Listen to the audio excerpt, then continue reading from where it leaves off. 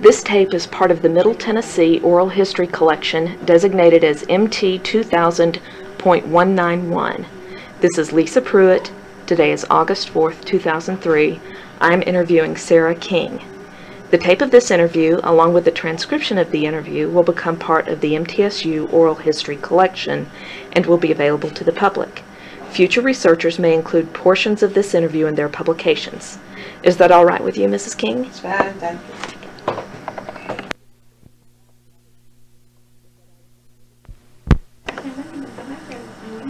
Okay, Mrs. King.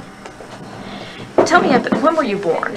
I was born in Murfreesboro, 125 North Spring Street, where now is Beckman's Pharmacy. And it had been built around 1880, the house, by a great-great aunt of mine named Miss Sally Cox. And she had reared my mother, whose mother died when she was born. And what year was that?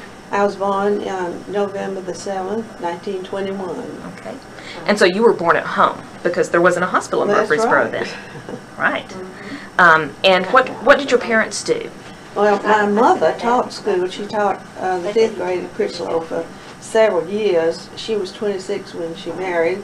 She graduated from MTSU, I believe, in 1914.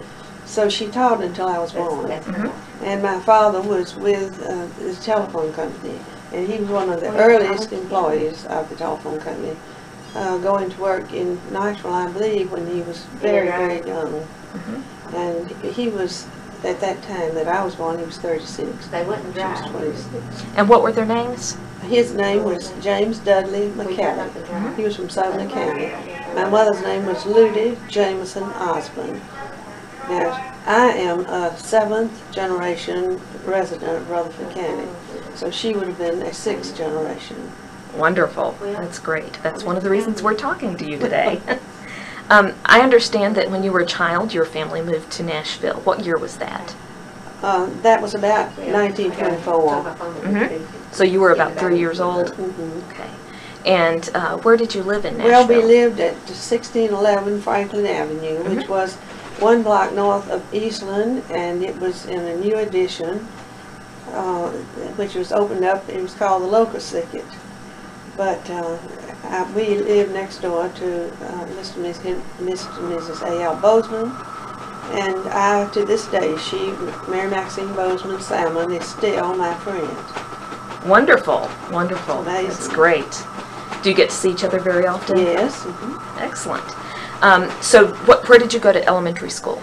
Well, I started out at Ross, and then they decided that while her home was 1 block away, was in the city, that my home was outside the city limit.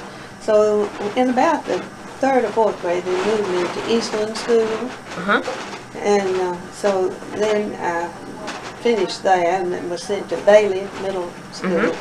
They didn't call it that then, but that's what it was. And this school was destroyed in the East Nashville tornado, as was my home. My home was completely demolished. Was this the 1998 tornado or further back? No, it was 1933. Oh, okay. March the 14th, 1933. And my mother and brother went to the hospital for a week, and we went to live with a cousin of ours, Mrs. Dow Maloney. And so that when East High was, when Bailey was destroyed, it just scooped out the middle. It would have killed every child. Wow. That studied. And so were you at home when it hit? It was 7:30 at night. We oh were my very, goodness. very fortunate that we made it through. The man below us was killed. Oh no. So there were 9 people killed in that tornado. So we lived in another home while that house was being rebuilt for 3 months. And where did you go to high school? Well, at the time of the tornado, they transferred all of the Bailey students to East Nashville Junior High School, which was just brand new. And then, as soon as I reached the 8th grade, I was transferred to East High. And that's where I graduated in 1939. Okay. And then, after you graduated from East High, where did you go to college? Then I went to Vanderbilt. Okay. And was there just for 2 years. I met my husband of course, in math classes, but didn't pay much attention to him, and he didn't pay much attention to me until we worked together at Old Jefferson, or Jefferson Springs, which used to be a resort area before the dam covered it up. It's now deep under the water. Tell me about going to Jefferson Springs. Well, it was very fashionable for young girls to get a nice chaperone and go up to Old Jefferson and rent a cottage. And my mother was the house mother several times. She enjoyed doing it. And so we had a home there several summers. And so then we had made a new acquaintance while we were there, and began to go together, I guess the summer of 1940. And then we married in May the 10th of 1941. Okay. What kind of music, when you went to Jefferson, what kind of activities did you engage in?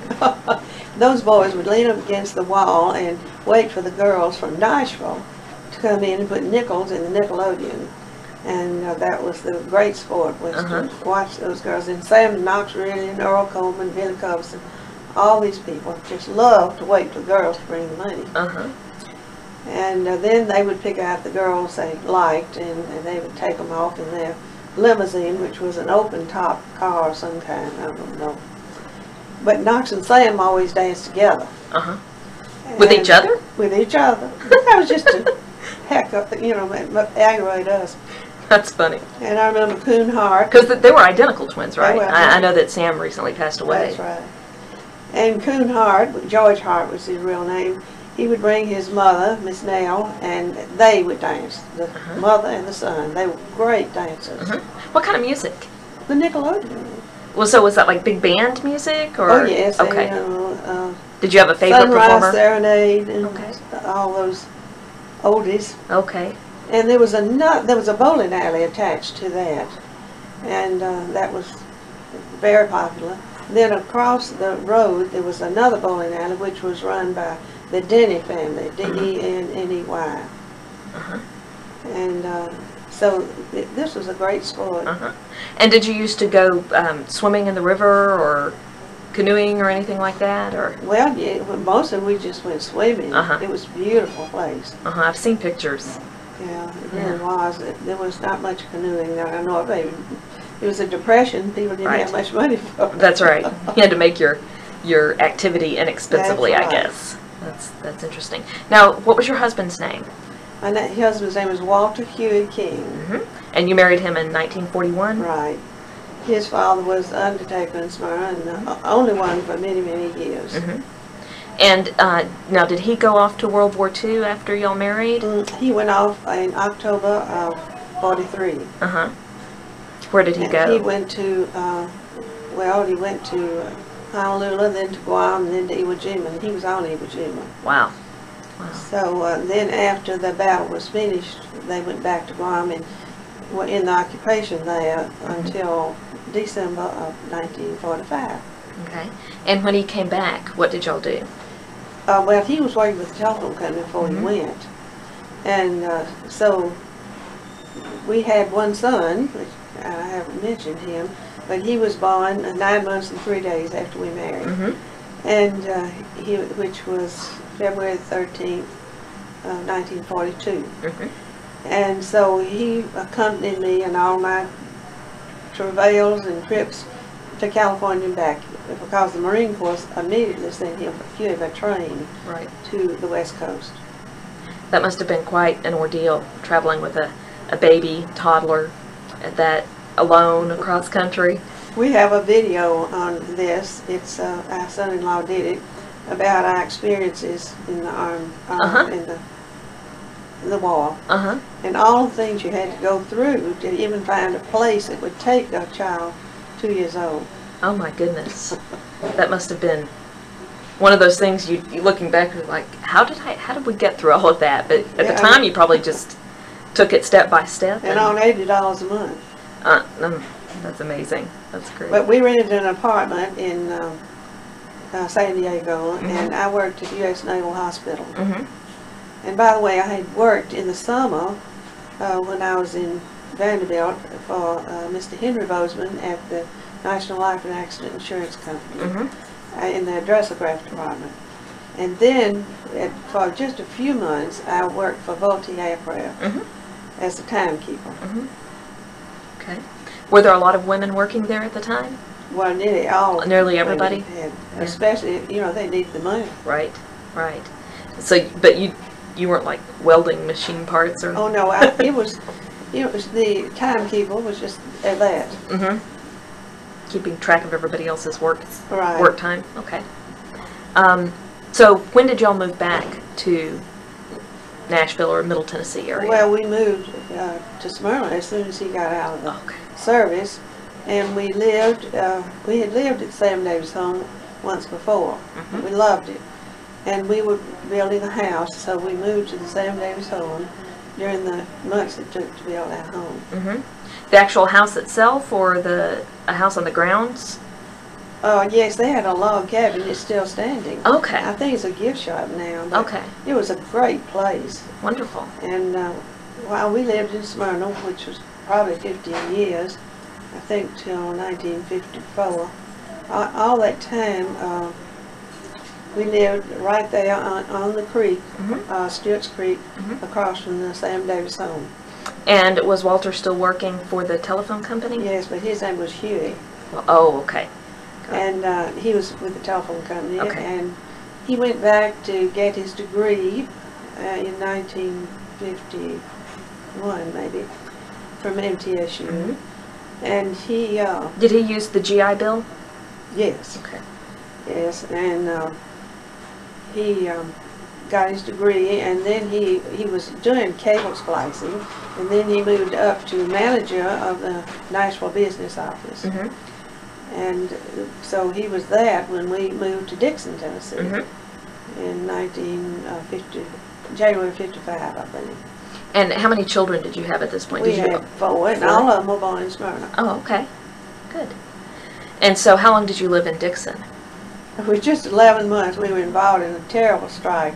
And I think we loved Dixon and loved the church. I always have sung in the choir. And he was very active in the church work. So we hated to leave, but a place opened up in Lebanon, Tennessee, which was closer, of course, to home. Yes. And we lived in Lebanon 3 years. Our oldest son graduated from Castle Heights. Okay. Now, there's this note in here about the Air War University and the Army War College. Can you explain to me what those are and when that was and how you got involved in that? It's a lot later than the years we... Oh, okay. It didn't have the years in here. Yeah, the years that we lived in Lebanon, I was involved with the Association for the Preservation of Tennessee Antiquities. Okay. And then, of course, I carried on the same work when I moved to Murfreesboro. But really and truly, Lebanon was a wonderful place. We loved every place we lived.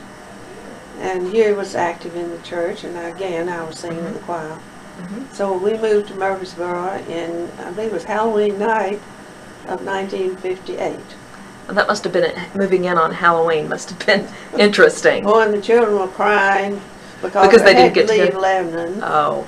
And they were, one of them was the king of the pageant, one of them was the queen of the pageant. Oh, goodness. So they really had a good time. Yes, I'm sure.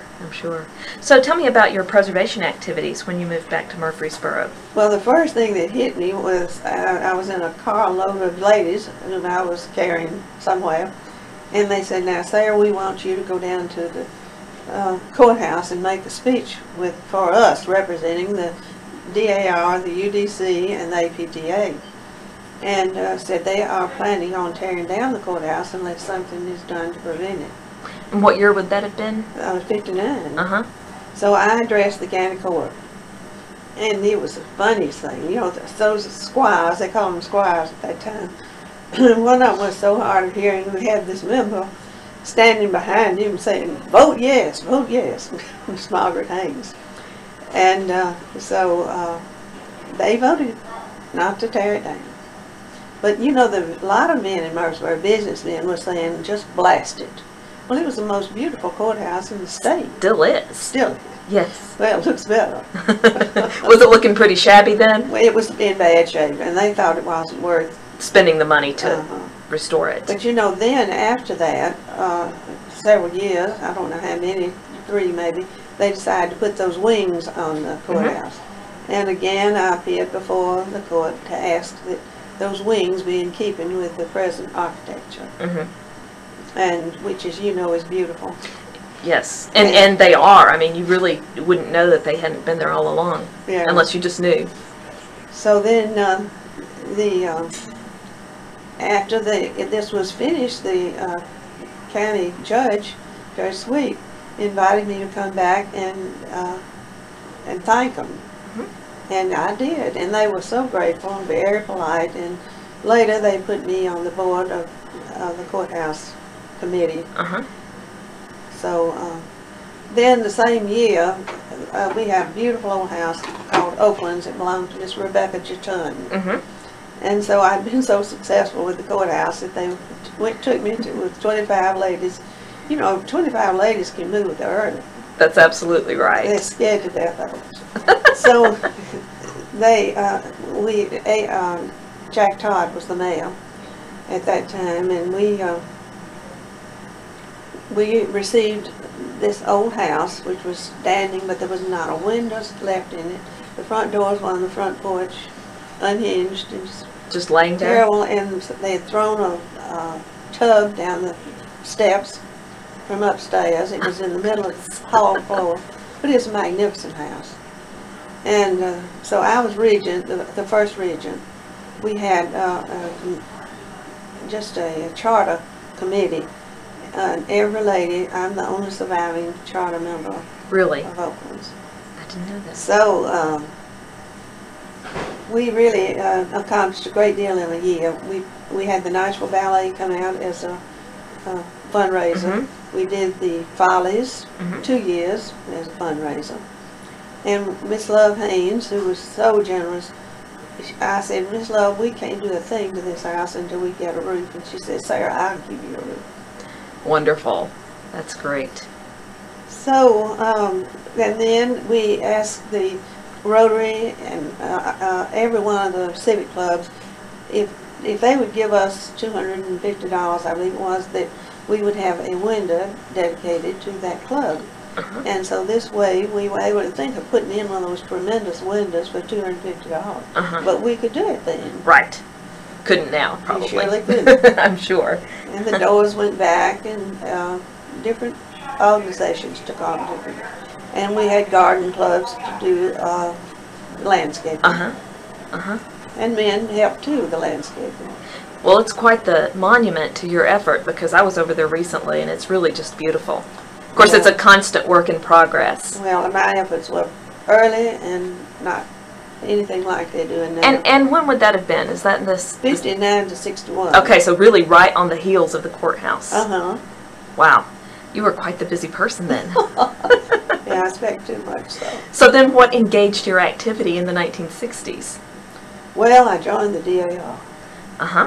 And I joined the DAR about 61. I became regent in 64. And state regent in 68, which is unbelievable. You know, it's like a meteor to go up so suddenly, because all the ladies usually go up the ropes, you know, and they don't appreciate some young whippersnapper, and I wasn't very old. I was about 30. I believe I was 40 when I was. Oh, thank you for saying that. But in any case, the DAR just became too much, taking so much of the time. All those years, my brother had died at the Veterans Hospital in 63. And the Alvin York Veterans Hospital? Yes. Okay. And I would go out there and sing at least twice a week. This precious old gentleman, Mr. Ernest Grisham, would go, and they had a piano. He put it on the elevator. And we'd go on up to the floors and sing. And so you'd cart the piano around the building with you? Oh my goodness. And we'd go from building to building sometimes. Wow. But that I did it a lot of time with giving credit to other organizations, but I just became so involved in the work with the DAR that it became impossible for me to spend as much time. But I would still go back, and on all holidays I'd go and see him. What kind of work did the DAR do? What kind of activities were y'all engaged in? Well, you know, we give wonderful scholarships, and we work with the Indians, and you'd be amazed at the people, even in Murfreesboro, who have wound up about Indians. And we have 5 schools that we support. 2 of them we own outright. And on reservations? No, well, yes, I've been to the Rosebud Reservation myself, and also to the reservation in Oklahoma. But it's the same town, by the way, where Tom Brokaw's from, and his wife, I believe, graduated from that school. Oh, wow. Yeah. Do you remember what town that is? Frankton, South Dakota. Frankton, South Dakota. He recently wrote a book, I think, about his childhood there. He did. Well, I haven't read it. I heard an interview. I think it was just published. Heard an interview with him. No, I spent, I guess, a couple of nights there. Not on the reservation, though. And so the DAR does wonderful things. They really do. We own Constitution Hall. Right. You know, our buildings in Washington are the biggest buildings owned by women in the world. And they are back-to-back National Historic Landmarks. And the only 2 that this applies to. Wow, that's amazing.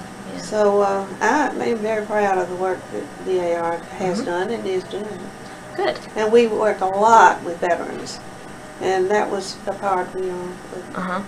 In fact, we've just been supplying one of the big aircraft carriers, everybody on it with bags. And I did that in State Region. We got 12-inch ditty bags, they call them. Filled them with notions, toothpaste, and toothbrushes and stamps and note cards, just anything that we felt they might find useful. We distributed over 6,000 of those. Wow. Every veteran in Tennessee got one. Goodness. And when was that? Is that? That was, let's see, it must have been 70. Okay. There was a company down at, a Serban manufacturing company at Fayetteville who supplied the ditty bags. That was a gift. Wonderful. Wonderful, wasn't it? And so everybody else just collected stuff to go in it. Every member was asked to do one ditty bag. Okay. Wow, that was a big undertaking. We had about 6,000 members. Goodness. Big undertaking. Okay, in the 1970s, now, what? Well, in 1974, I ran, well, in 1971, I ran for office in national office in DAR, for Curator General, because my expertise was connected with that sort of thing as Curator General. I went to Lebanon and bought a chair from a lady over there, and she was just the cutest little thing, but her husband had been from the same town in Lexington, Massachusetts, and it was owned by the John Hancock family. So I bought that chair for $1,000, took it back to, had it shipped, crated as counterfeit, and took it to Washington. And it was appraised at $8,000 in, and we could have sold it for $8,000. Wow. But that's a handsome, I would imagine, addition to our collection. I would imagine. We have a Tennessee room in Memorial Continental Hall, and that chair is not there because it's out on display all the time. It gets loaned to various places for exhibit. Okay. But anyway, I'm trying to think the name of that little lady, and it will come to me. But there's so many things that I could have purchased from her. She would have been delighted to sell, but you know, there's not that kind of funds. Right, right. But anyway, in 71 I ran. I also broke my back in a car accident, but I broke it a month before I went to Washington to be elected, and I was elected resoundingly. If you were you able to be there? Yes, I went and walked down that aisle in Constitution Hall. But it's a great asset to have that kind of thing happen to you, but I don't recommend it. Yeah. Believe me, I can sympathize with that. So we, then in 74, I ran for the office of First Vice President General with the full knowledge that I would not be elected. I knew it was a weak ticket. And so, sure enough, I won. Yeah. But in any case, I did not win that election. And so then in early spring of 1976, our wonderful Congressman Joel Evans decided to retire. Excuse me. It's okay.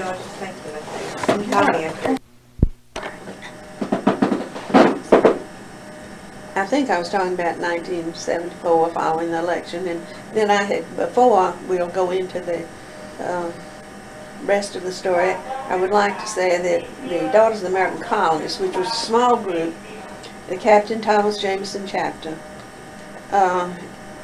we appeared before the city, and Mr. Westbrook being the mayor, and asked them to do something about Old City Cemetery, because those people in Vine, Seville, all those streets, State, they were driving right over the tops of those graves of the earliest settlers in Murfreesboro. Oh my goodness. And of course it was because those two roads, there was nothing to stop them. And they were just going from one side of the cemetery to the other.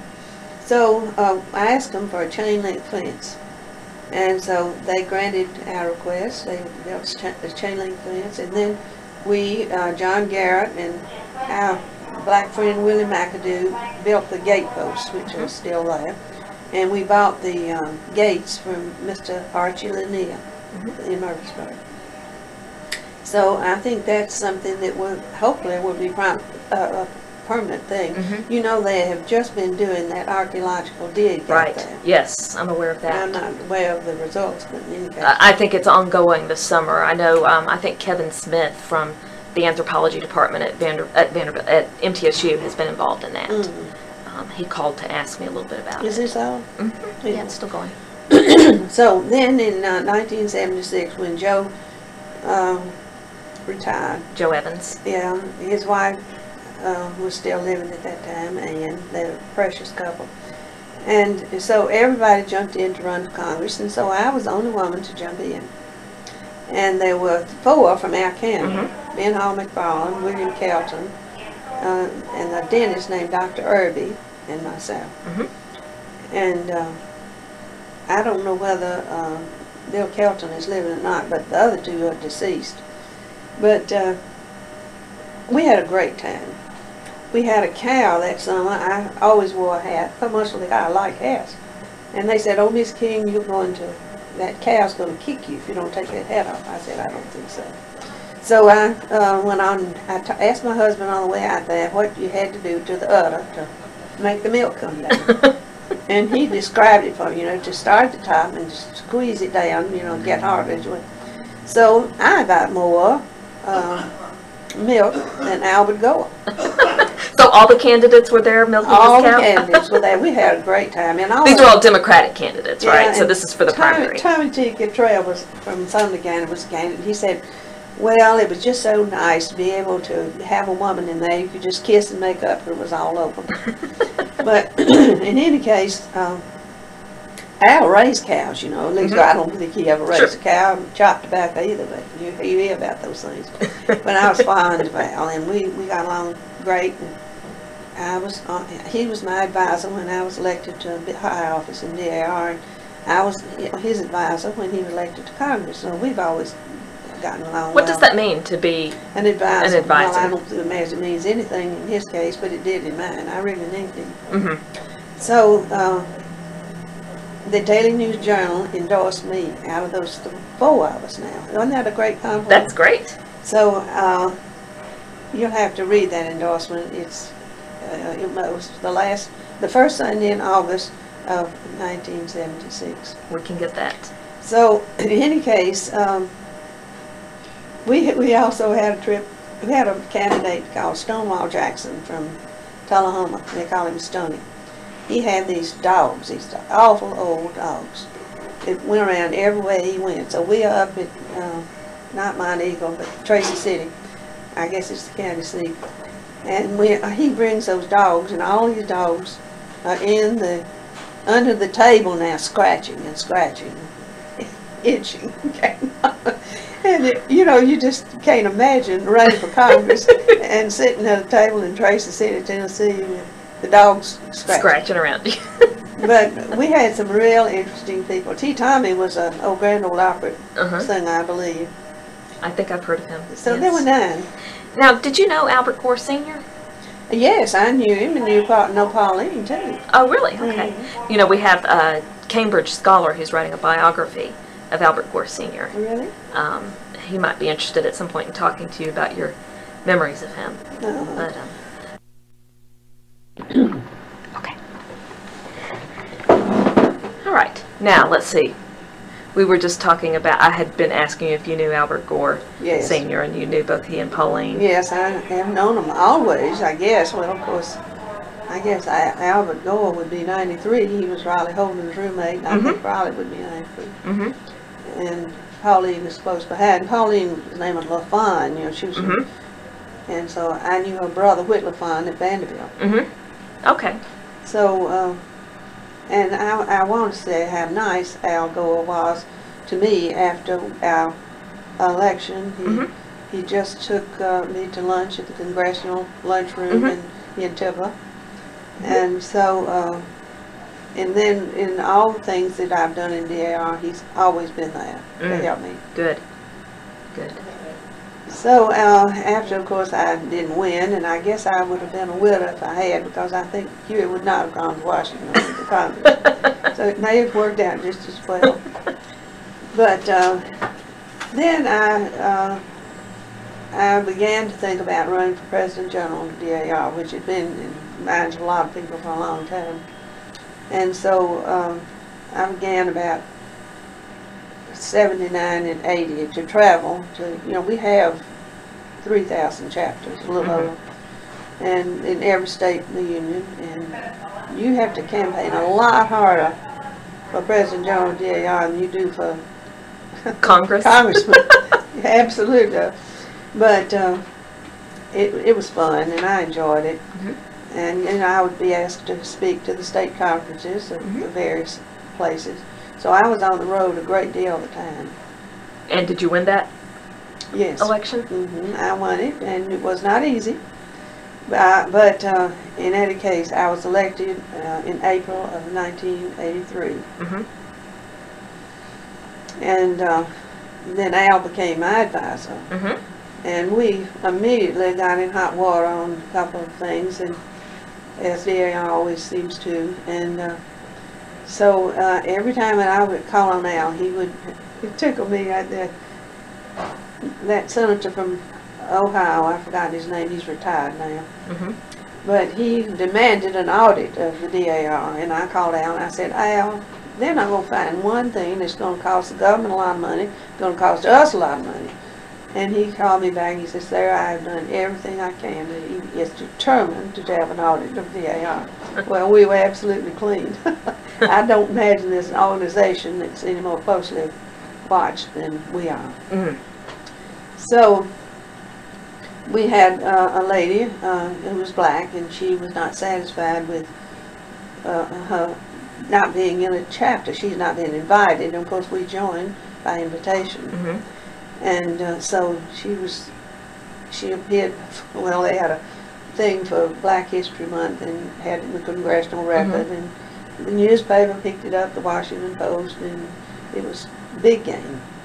But it all just worked out great. She was so nice to me, and I was nice to her, and we appeared on the Today Show, appeared on every TV station in the Washington area, and I appeared on Nightline twice.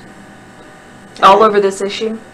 Well, that and maybe another one. I had a member who sued me for $7.5 million. Goodness.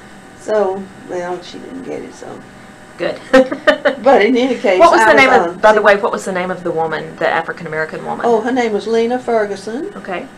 And you know what really convinced her husband? It was so interesting. I called my friend Mary Burgess in Murfreesboro, and I said, Mary, did you by any chance have the clippings of us marking those graves in the city cemetery with the Revolutionary soldiers? And I didn't mention this, but it was about 74 or 5. And I put my own ancestor, whose name was William Cock. He's buried on the Salem Pike, but you can't find his stone. The General Services Administration will give you a stone if there is a soldier of any war in an unmarked grave. So I said, do you have anything, the pictures or anything about that? And she sent me the whole thing. And Mr. Ferguson, Lena's husband, said, well, the thing that convinced me about Miss King was we put Peter Jennings, who was a black baker, had a bake shop on the square in Murfreesboro, and put him right next to mine. And it really was, it was not intentional. I had no idea that it was going to come up about it. It would help. But it did. It helped a great deal. Excellent. And then the name, I guess I better not mention the name of the member. I think when that lawsuit was closed that we decided that we wouldn't discuss public, sure. do anything publicly about it. But she did not win. Okay. And she had gotten upset because a cookbook that had been published, and it was not dated, and there were no names to identify it. And always in DAR, when you get and it had not been given the number by the patent office. So we did that, and that's what upset them. I see. Yeah. So now you said that when we get to the 80s, I should mention the inauguration of Ronald Reagan, and you would tell me about you and the Gores. Well, it really the Reagans weren't. It wasn't no connection there. But what happened? Ronald Reagan, President Reagan, I had invited his wife and Mrs. and Barbara Bush to join the DAR, and they accepted. So I went to the White House to present Ms. Reagan with her insignia, and had a wonderful picture made that I treasure. And so I had a letter from Ronald Reagan saying that he understood his wife had become a daughter of the American Revolution, so he considered himself to be a son-in-law. Oh, he was so witty and fun. But he asked me to be chairman of Arts and Humanities for his second inaugural in '85. So that was the biggest snow I think that they ever had in Washington. They couldn't even have it. In fact, I represented Bart Gordon's mother as he was being installed because they could not have it outside. They had to have it inside. So we had gone to a breakfast. All the Tennessee people had got together for that inaugural. But in any case, I was co-chairman of the Arts and Humanities, and Armin Hamel was the other. And he, of course, is close to the Gores. He was president of Occidental Petroleum, and of course, Albert Gore Sr. was the president of Allen Creek Coal Company. And so Pauline saw me. They were in their limousine, we were in ours, and they stopped and asked if we wouldn't come up and visit with them. But all of our family were there except this one, and so we didn't get to meet with them. But we've been friends, you know, not close friends, but acquaintances and yeah, good. But the inaugural was great. You know, there were so many parties revolving around the. What does the Arts and Humanities chair do for the inaugural? Well, you really all you do is a real honor, but you represent that committee at everything else that's going on. For instance, at the Library of Congress, at the on the arts, that Mr. Brown, I believe his name was. J. Carter Brown. I actually met him once, but really? Yes. And then I had my picture made there with Mr. and Ms. Armin Hamel. Okay. So I lived at the Capitol Hilton Hotel for 3 years. Wow. And had my office in Constitution Hall, which is a very, very elegant place. Of course, not in the hall itself, but the buildings are connected. Right. That must have been exciting. Well, it really was to be there, and You're right. You're in the Green Book, and you're in the middle of things, and whatever's going on. I was invited to a briefing at the White House once a week. Wow. But the reason was that I had attended the National War College the first week that I was elected President General. Now this is in Carlisle Barracks, Pennsylvania. You know, I'm always fooling with cemeteries, it looks like. And they took me to the cemetery to see Molly Pitcher with the gun across her arms. That's in Carlisle, Pennsylvania. And also I attended the AOL University, which is Maxwell Air Force Base in Montgomery, Alabama. Now, what do those two things mean? Is it just like a citizen seminar, or? Yes, they do a seminar of several weeks, or maybe 2 months. And at the end, they invite civilians to come in and take part in these. And I remember that I had presented John, well, he was chairman, I think he was in the Joint Chiefs anyway. He was speaking to, and I asked a question, and he said, "And Miss King, how do you like being President General of the Daughters of the American Revolution?" I thought he was pretty sharp to know that. To know that. Exactly who you were. Yeah, John. Was that how you happened to get involved or get invited to this? General Moore, who was the Commander-in-Chief of Seward, then he moved on to bigger. We saw him get his first star.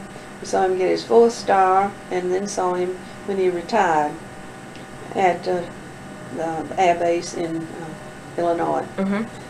And so he was just he is a wonderful friend, and he was in charge of the airports. You may remember General William G. Moore was in charge of the Metropolitan Airport, and is really the driving force behind everything good that's happened now. Okay. Since, I mean, before, you know, this change.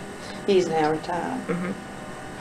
But he was responsible. He wanted me, he knew my interest in national defense. I have a consuming interest in national defense. Well, you've had a lot to occupy your mind lately then, haven't you? I certainly have, and unfortunately. But these were wonderful experiences, and you learned a lot.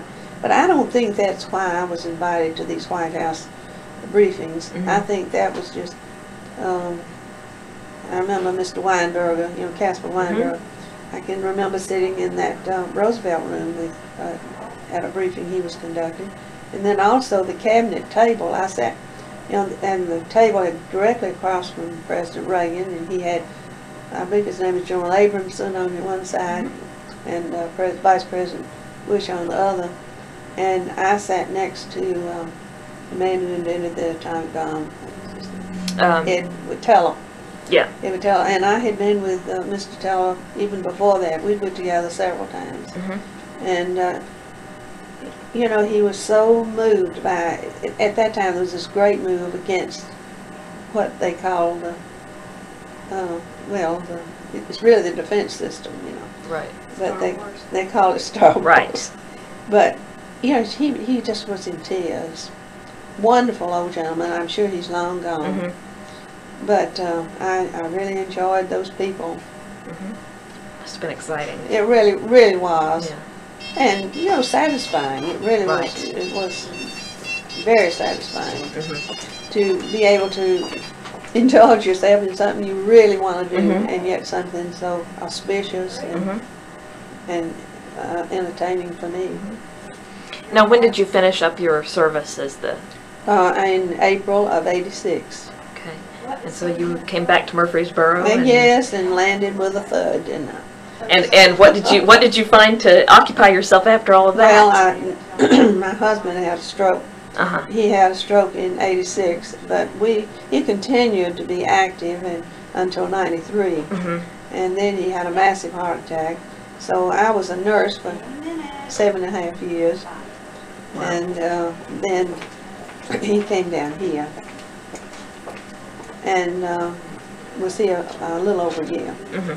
And I came back and forth. So really, that's what I did for 10 years. Took care of him. Yeah. So I wish that you could have interviewed him. He was interviewed by the man at the News Journal who writes. Dan Whittle? Yeah, Dan Whittle. He did a wonderful interview with Huey. on his, and then our grandsons at his funeral did great eulogies. You know, he would talk to them to tell them things that he wouldn't tell my children or tell me about his war experiences. How interesting. Isn't that interesting? And so did they talk about those in the eulogies? Yes. That's the only reason we know. Yeah. Perhaps we could get copies of those to put in the file with I think this. It would be fine. That would be wonderful. Excellent. And we'll find Dan Whittle's interview as well. Yeah. Is there anything you'd like to add to what we've talked about? I take. Let's talk about this. Mrs. King, you were going to tell me a little bit about Jean Faircloth MacArthur, who you say was a good friend of yours. Yes, she was. Well, the first time really that I met Jean, they came to Smyrna, and we were living there, which would have been, I guess, 52 or 53, whenever he was dismissed. And he placed the wreath on the marker which lists the names of those killed in World War II from Smyrna. So, but when we moved to Murfreesboro, I just became involved with her and her whole family. She had a brother named Colonel Harvard Smith and her sister Angeline Smith McCarthy,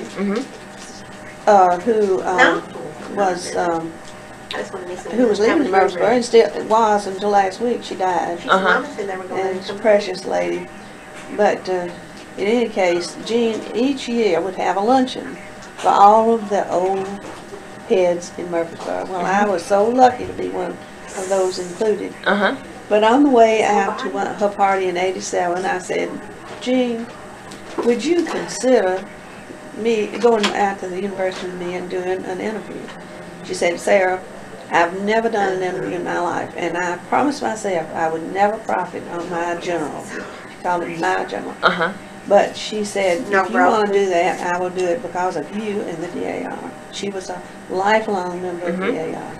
She'd been a member of 70-something years when she died. So in any case, we went on out there, and Bob Bullen and Bob Warmock was there to sort of prompt us along. And we just got a wonderful interview. And in it, she says that it's the only interview she's ever given. And she said that she had crossed Park Avenue with a lady come up behind her and said, Miss MacArthur, Ladies' Home Journal, would you possibly give me an interview? She said, everybody wanted an interview. She said, I've never read any book about my general. I've never looked at any television program about my general. And I have never given an interview. So it was really a feather in our caps that she consented to do this. And she was still talking when they had to cut us off. I'll have to get a copy of that from Bob Bullen. I'm sure he still has it. So we'll get a copy of that. But Jean was a charming person, and while I was President General, we went to Paris. I had mentioned this, but to celebrate the bicentennial of the signing of the Treaty of Paris and the Treaty of Versailles. I took 400 members of DAR to Paris. Of course, we went to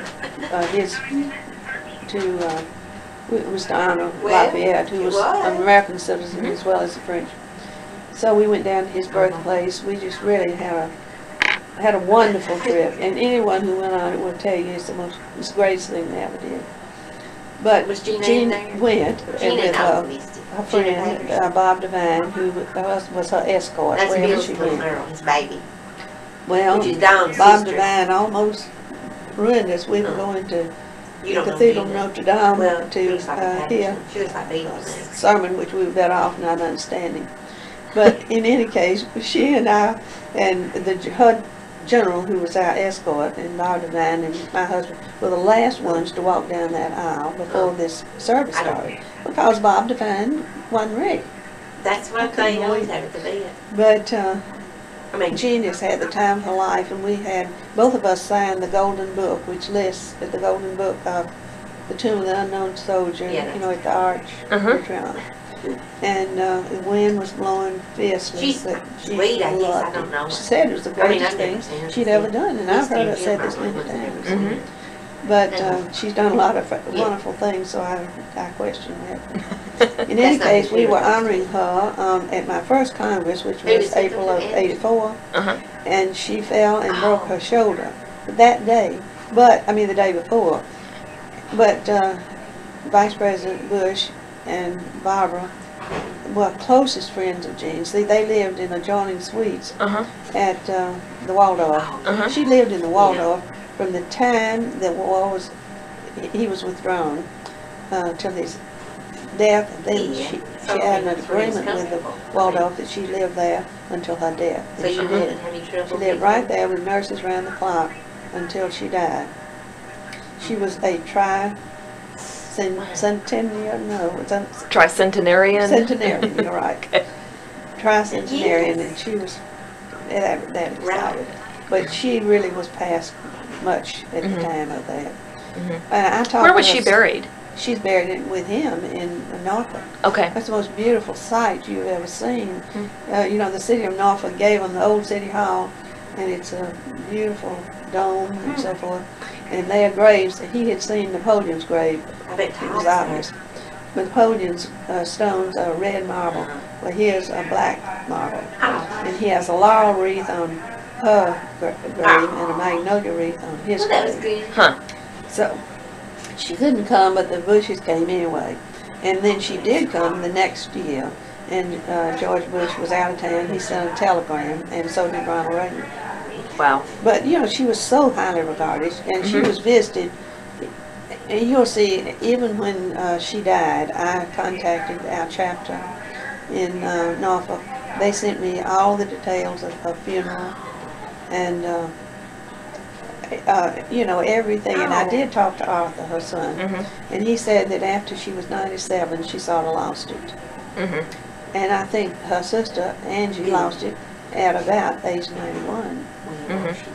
So I guess that's what age does. Yes. But they were both so fortunate, and we were fortunate that they were among us. They really were just great ladies. Wonderful. I can't wait to watch that interview. That'll be so interesting. Well, you will see the tributes which were paid to her, and you know, everybody felt about Jean just like I did. And it shows in there just a snapshot of even through President Clinton. Every president paid homage to her. And she told me about because I visited her there many times, and she told me about the Emperor of Japan coming to visit. And she said, well, why didn't you bring your wife? And he said, oh, that would have been an insult. Well, you better give. So you mean to bring my wife. And then we went to the Savoy Hotel in London together, and she, we were just sitting there having tea or something, crumpets. And these Japanese, 5 of them came and asked the gentleman with us if that wasn't Miss Douglas MacArthur. And he said yes, and he said, come over and meet her. She'd just love to speak to you. And they went behind her and bent from the waist all the way. Bowed. How interesting. And if you think they didn't pay homage to John MacArthur, if we had a Douglas MacArthur to send to Iraq, we wouldn't be having You know, he has to get in there. He was brilliant. You know, he wrote that Constitution. Yeah, I knew that. They really do love him. Now, let's see, I was going to ask you about, do you have any recollections of Seward Air Force Base and the social life? We were winding down always, especially after General Moore. Well, all the people that came there were so nice to us, the civilians. And I'll never forget General Moore sitting on our sofa one night, and he said something about we were on the C priority list. The next morning she called and she said, they'll want me to call and tell you just been moved up to A. Well, I had told him he was going to get the command, and he would be there, not general. And I said, well, you can't say I hadn't told you, because I told you. So we still are friends. I told her she's coming tomorrow. That might make a difference. What was it else you asked me about? Oh, Seward. Well, we were there, of course, when he got his first star. We were there for every big event that ever transpired. And then when he went to Malcolm could have been Jeffy Scott Air Force Base is the name of the headquarters of the Military Airlift Command, and he was commander of every plane, the C-130s, the C-141s, and he also asked me to lead a group of Middle Tennesseans on a trip. We went from Nashville to Little Rock, and we spent the night in Little Rock. and had a Because I've wonderful been time with noticing people it, there. you know, Then we for went the to last few Altus, weeks. Oklahoma, and we did the simulated flying. I'm The mayor of tired. Murfreesboro was with us, and he said, "Oh, this thing is sure hold." It was a Because big. that's how Taylor What do you did, call the and they biggest take one? it to the island. Anyway, he said, Keep "This that, is take it sure to hold the a lot of bales of hay." B-21 or B, I don't know anything No, about it's a flying. B1. I Oh, think. B1, okay. But in any What's case, the big about? But you never know. then we went to Scott Air Force Base, Uh-huh. and of course we had a great time up there. But you Humanities. held these controls for this simulating flying, and it is just as though you were I mean, flying. you don't know. Wow, how interesting. Well, we will definitely have to get in touch with And I've been General Moore noticing and it. try to do an interview with him. That'll be wonderful. About his days, it's good, and Oh, hers yes, too. Do absolutely. both of them. Do both of them, Because she, okay. of course, as the Yeah. wife of the commander, was in charge of the all of the social Right. activities. And the protocols surrounding all of that, I imagine, was pretty complicated. Absolutely, and the boys, it's strict. Yeah. Full-time job, uncompensated probably, Well, but we spent the Oh, night in she'll their know home if he does all the that. times that we went up to Scott. Well, I appreciate They it. always Thank have you very two much. strikers, they call them. Mhm. These I are really sergeants, appreciate this room, who Well, that's they okay. do all the washing, ironing, cleaning. Nice to have a striker. no kidding. I wish I had one. And there was one here. She wishes she I did said- too. though. Dr. Farrell, Oh, my but goodness. Maybe I ought to tell you, you can put it in any way you want to if Sure. you still have time, Mhm. about No, Smyrna and the Sam Davis home. Yes. my in-laws were responsible for I had to wait Sam till Davis season. home being purchased by the state of I was- Tennessee and presented to the Sam Oh, Davis yeah, Memorial we'll find out. Association. Mhm. Well, I feel like I married Sam I Davis don't know. Memorial Association, which I certainly just about did. But I told you And about all I living called there. left her a message. But that I you should have didn't told stop you and in it was that all right, but time when about we I served called her, lunch to She can't, she might be in a meeting. Rotary clubs, all these But I- organizations, the Hands Across the Sea, which Mhm. Mr. Allen Dobson brought Yeah, 'cause to Mama said Mhm. they were going up there. Ridley's 4 or 5 Landing. years. Mhm. You know where that is. Jim said. In any case, And I told you, I said. we just And Mama just said, had this "I think it's pageant gonna that we happen." put on Why every is it year gonna happen? I think for it's all the gonna years that be we lived in almost Smyrna, 4 I years. believe. I And mean, it was he's on still alive. celebration of Because- Sam but I Davis' can't- birthday, that's which is not- October the 4th, I believe. And I'm not the one And, that should have done it So, from the time he was a baby. these, You my know, children were it's all not in it. I was mine. in it. My husband was Sam's father or something. Anyway, we were all something in the Well, you see, pageants. just babied him to death. And, Everybody that sees him, even the It was bed, lots of whatever, fun. he's We all had I costumes. mean, he is. So everybody dressed up and just acted out the whole. Oh yeah, it was. We had a pageant which was written by. And was this a fundraiser where, Him. or was it just a, Sure. a community I think it was a celebration? community celebration. Okay. Because his first cousin wrote the Sam Davis pageant. Uh-huh. Her name was Adeline King. Oh yes, we have her papers at the Gore Center. Yes. That's like Well, a- and she was his first cousin, and she had I written that. bet It's a you beautiful he thing. did.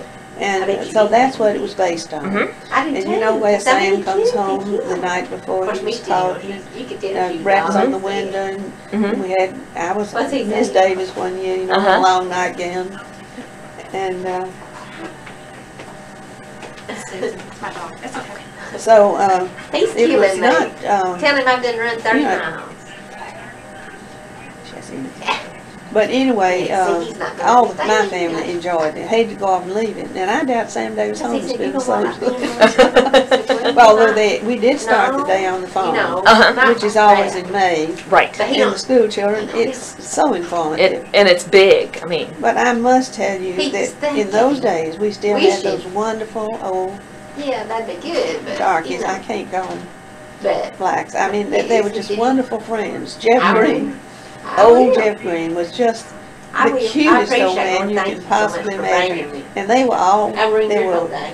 doing farm things. Then we had people I know. weaving cloth, uh-huh, which I think they still do. Uh-huh, But yeah. they haven't got Well, those she gets people just about to- Right. all day. that we had. You don't get who those really anymore. knew what they were doing, yeah. But you know, we That's had right. He's that got his daughter. on tape.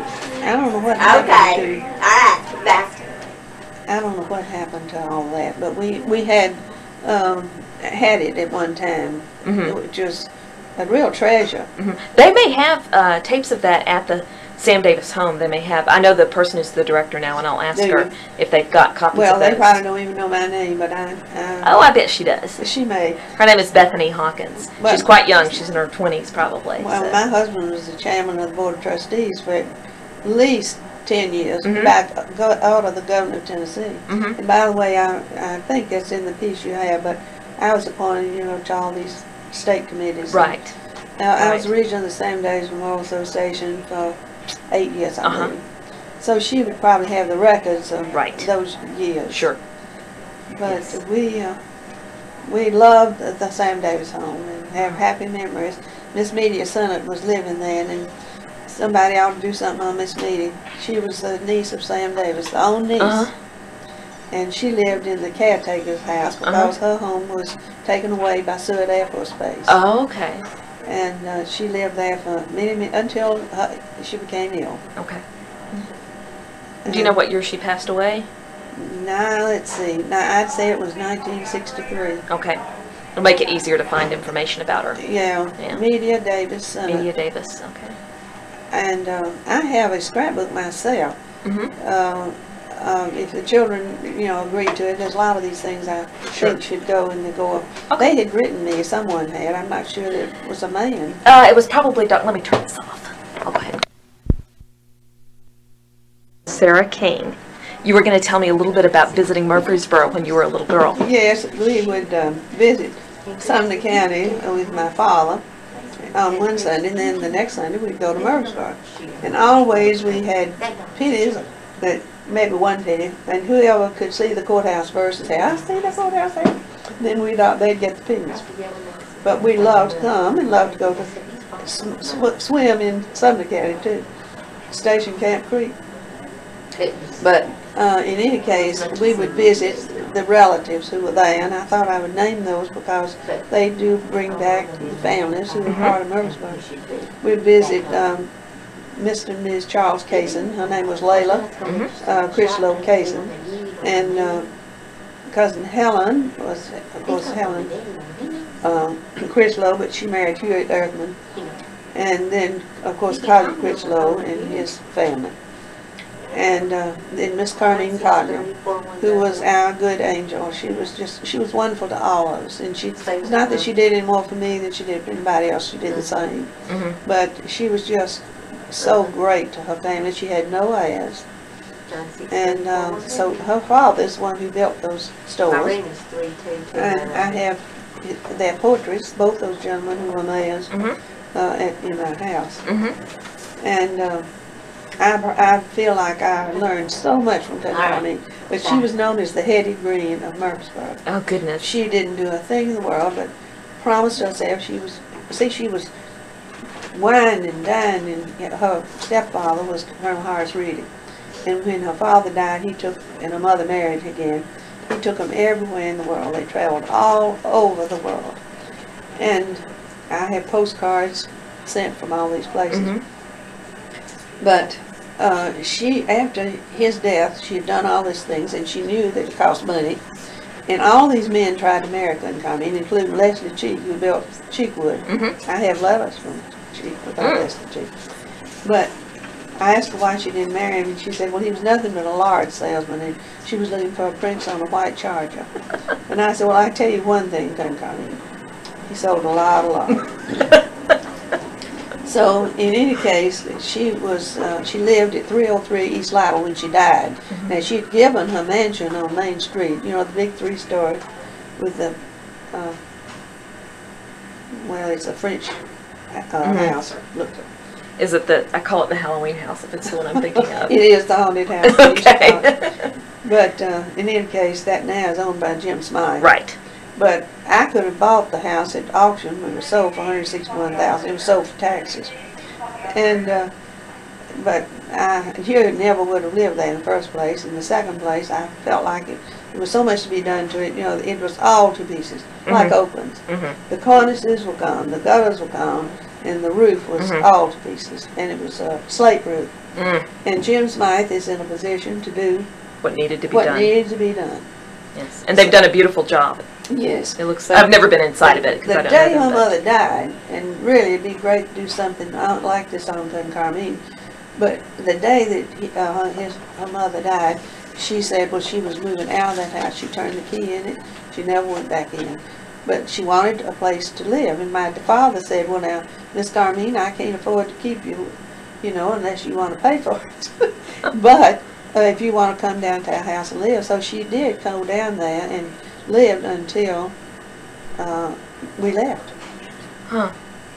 That's very interesting. When we left Murfreesboro, she moved to this big house at 303 Slidell. Uh-huh. It's called the Collier Apartments. Okay. I'll have to look for it next time I'm driving through.